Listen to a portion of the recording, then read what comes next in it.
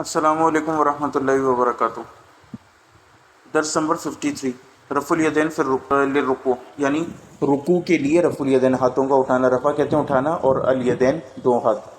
وفی تکبیرۃ الرکوع یرفع یدیہ، اور رکوع کی تکبیر کے لیے اپنے ہاتھ اٹھائے گا، لثبوت ذلک عن رسول اللہ صلی اللہ علیہ وسلم، کیونکہ اس کا ثبوت رسول اللہ سے، یحاذی بہما منکبیہ،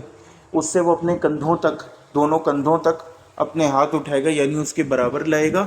وشحمۃ اذنیہ، اور اپنے کانوں کی لو تک۔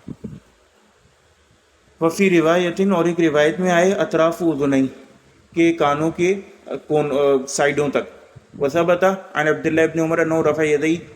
حد سدیہ، اور ابن عمر سے ثابت ہے، اور یہ مصنف عبد الرزاق میں بھی روایت ہے، اور ابو داؤد بھی اس کو لائن 741 نمبر پہ،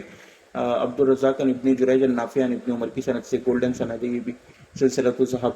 کہ ابن عمر جو ہے وہ اپنے ہاتھ اٹھاتے تھے چھاتیوں تک، سدئی چھاتی کو بولتے ہیں، دو چھاتیاں، انو رفع یدیہ حد سدئی ای دون ذلک، یعنی کہ اس کے علاوہ، وہ موقوف علیہ، اور یہ ان کے اوپر موقوف ہے، تو لہٰذا اگر چھاتیوں تک بھی اٹھا لیے نا یہ جائز ہے۔ اب جن کے پاس علم نہیں ہوتا تو وہ ایسی بات بولتے ہیں کہ یہ امام کعبہ، یوں بھائی ہر چیز کے پیچھے ایک دلیل ہے، امام ہے وہ کعبہ کے، آپ کی طرح نہیں ہے پڑھ پڑھا کے آئے وہاں پہ۔ وقت رفع الیدین، وقت رفع الیدین، رفع الیدین کا وقت، وقت رفع الیدین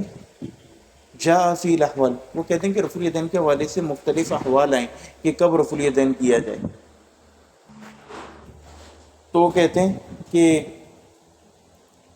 رفع الیدین کے حوالے سے، جو رفع الیدین کا وقت ہے اس کے حوالے سے مختلف احوال آئیں، قبل تکبیر و معہ و بعد، کہ تکبیر سے پہلے بھی اور تکبیر کے ساتھ بھی اور تکبیر کے بعد بھی۔ جاء ھذا فی حدیث عبداللہ ابن عمر و مالک، یہ عبداللہ ابن عمر اور وائل اور مالک کی حدیث، مالک ابن الحویرث کی حدیث میں آئے، رفع الیدین فی ھذا الموضع سنہ، اور اس موقع پر رفع الیدین کرنا سنت ہے، یعنی تینوں طرح کر سکتا ہے، ہاتھ اٹھائے پھر کہ اللہ اکبر، اللہ اکبر اٹھاتے سمے ساتھ میں اللہ اکبر کہہ دے، یا اللہ اکبر کہنے کے بعد پھر ہاتھ اٹھائے۔ مواد رفع الیدین و احکام، یہ دوسری ویڈیو میں کر لیتے ہیں۔ السلام علیکم۔